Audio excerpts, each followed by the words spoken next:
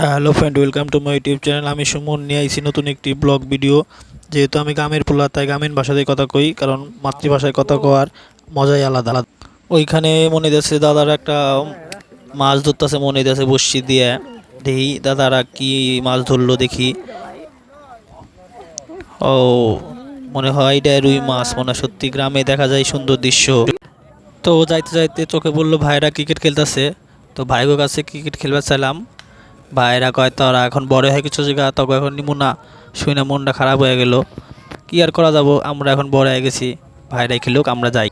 তো আমরা এখন ভিডিও শুট করবেন নিগে জমির ক্ষেতের আল দাইটে যাইতেছি। আমার সাথে রয়েছে অজয় এবং গৌরব ভাইয়ের দিকে যাস, কিন্তু সাপ পোকামাকড় থাকে কিন্তু গরমের দিনে আল দেয়া।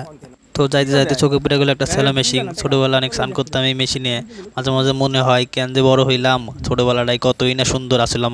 তো যাইতে যাইতে চোখে বললো একটা গরুর গাড়ি। সত্যি গরুর গাড়ি এখন প্রায় দেখা যায় না, প্রায় বিলুপ্ত হয়ে গেছে। ইতিহাস বই পড়ছিলাম এই গরুর গাড়ি নাকি মানুষের প্রথম পরিবহন আসিল তখনকার।